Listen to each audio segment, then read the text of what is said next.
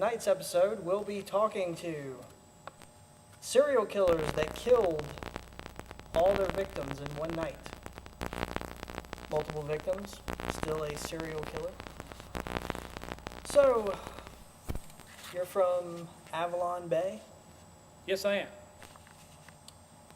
So, correct me if I'm wrong, you were in World War II? You were out fighting the good fight against the Nazis? Actually, I was in the South Pacific. Okay. So I was dealing with the Japanese down there, and it was serving my country. Good. We respect that. Thank you. So you're out in the South Pacific doing your thing, Yes. and you get a letter. Ah.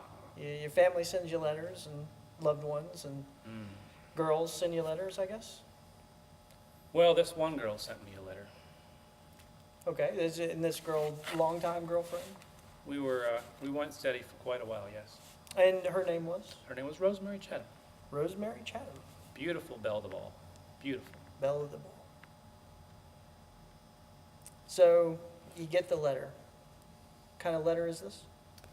Well, this is, we had been exchanging letters, support, and so it was my bi-weekly letter I got from her. Okay.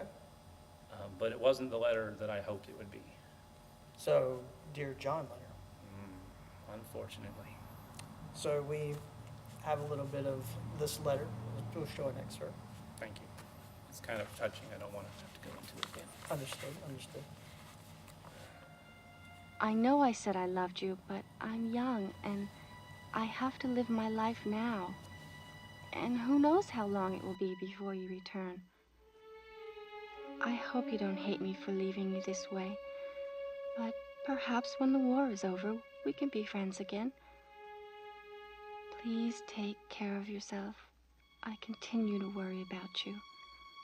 Sincerely, Rosemary. Tell us a little bit about June 28th, 1945. That's, you had returned home by then? Yes, and I had quite the chip on my shoulder. So there was a graduation dance at the local college there? There was supposed to be. But then I decided I was going to have myself a little bit of, how do you say? Revenge? Revenge. Good.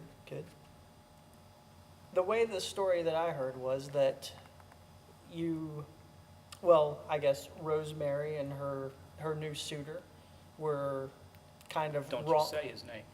I won't say his Don't name. say his name. I won't say his name. They were romping in a gazebo down near the water? Yes. They were decided to go outside away from the party. Roy?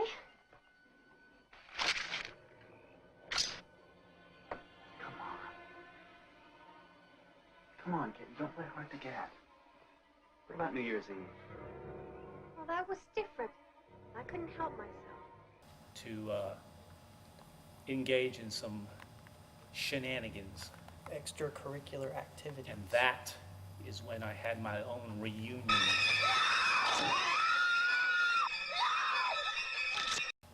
So I see in my notes you used a pitchfork.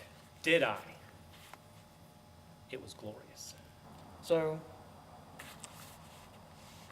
you impale them with a pitchfork Yes. and really stick it to them so they'll never forget. Yes. I was just overcome with a lot of emotion when I saw her, and then I saw her with him. I mean, I thought I could control myself, but one thing led to another. And there you have it. So There I have it. 1945. Good It's a passion thing. You're in the moment. Passions were running deep, and it happened. Two people, two down, Yes. and that was it. You alleviated what had caused you pain. I had a moment of clarity afterwards. So 35 years go by. They haven't had a dance. And then what I'm seeing is a Pam McDonald heads up. We're gonna have another dance for the college because things have gone on too long without having festive events at this. And this not place. only did she make another dance, she had it on the exact same day, 35 years later. Why? I don't know. That's how the ball bounces. Well, that just pissed me off. I could see where that would. I was retired. I was doing my thing. Yeah, you just you killed. It was over. It was all just. It was under the water under the bridge. Yeah, well, So this is June 28th, 1980. yes. Pam and her boyfriend, they're getting this thing together. Carl. Jeez. So Carl, he's a little bit of a He's a hot-headed deputy. exactly. That's all what he I was is gonna a say. deputy. He's not the sheriff. He's a deputy. But he also, as being the deputy, he's going around sticking his nose in things he shouldn't. He's nosing around, making sure people are doing what they're supposed to. Just kind of, just being a cop. Well, But at that same time, there was also, in another town, there was a guy on the loose that had done some nasty stuff.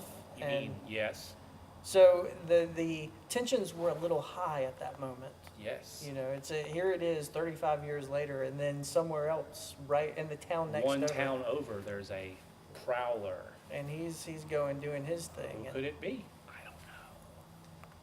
And we just don't know. We just don't know. So Pam and her friends, she's got a couple of friends. I see here she's got a friend that's Lisa and Sherry's got a boyfriend. And they start to get picked off one by one. Mm-hmm. And you wanted to get these people. Was it? Not just one by one. Sometimes there was two at a time. Yeah. They went to the shower, thought they could go hide and do their little thing in the shower. Just like Rosemary did in the gazebo, let's go do it in the shower. You know what happened to them in the shower? Pitchfork. Pitchfork, yes. But, so before you pitchforked the girl,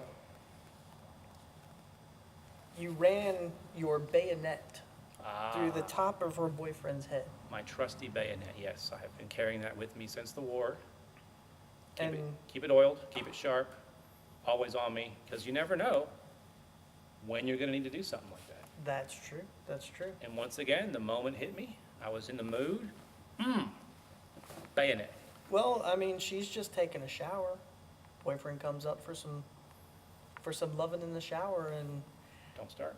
that's how it always is, though. And I ended it. Yeah, I ended it. it's always when they're going to do it. Well, nice And- try. It happened.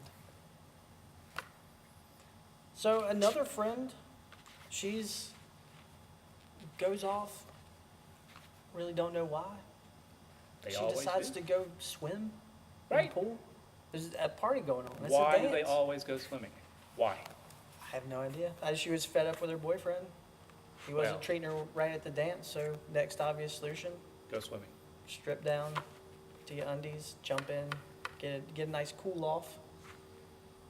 Yeah. Well, I handled that. So, as I understand it, slit her throat. I did. It was glorious. Even though she's all alone in this pool, I managed to just sneak in there and come up and Gotcha. And after that, let's count them. Three so far. well, 3 in Plus this yes. time, plus my previous 2. See, I'm not only a serial killer, I'm a double Double. because I killed multiple people. 35 years later, Yes. to the day. Find somebody else who's done that. That's a good point. Good Thank you. point. So you are chasing Pam, trying to get Pam. Yeah.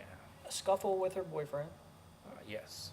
and you knock him out. Presumably he's dead. Yeah, I should After her? have went back. So all this culminates in Major Chatham's house, which was Rosemary's father, correct? He I never mean, liked that's- me. I imagine he didn't. That's how it goes sometimes. Chasing her around with a pitchfork. Same pitchfork. I like pitchforks. I see that. They're easy. It's a nice weapon. Is there a problem with the pitchfork? No. All right. No, I was just saying, you have a predilection for pitchforks. That's a big word. Thank you. Thank you. And there was a guy that was around the city that worked at the grocery store and delivered odd packages and stuff like that by the name of Otto. Comes in. And the story goes that Otto shot you. Otto thinks he shot me. Otto actually just kind of nicked me. Nicked you. Yep. And then I had a solution for Otto. I said, you know what, Otto? Thanks for what you did, for what you had to offer me. But now let me show you what I've got, Otto. I've got a 12 gauge. And he said hello to your little friend? He sure did, both barrels. And that was the next victim. I may be a veteran, but I'm also a painter because I painted the wall Painted the walls with with his him. brains. Very nice, Beautiful. very nice. Thank you. It's your little flourish. So, as we know, trying to get Rosemary, and we'll leave it at that. Well, not Well, Rosemary. I already got Rosemary. Rosemary, yes, Pam. I am sorry, Pam, after Pam. Yes. And we'll just leave that open-ended. We won't spoil that for people.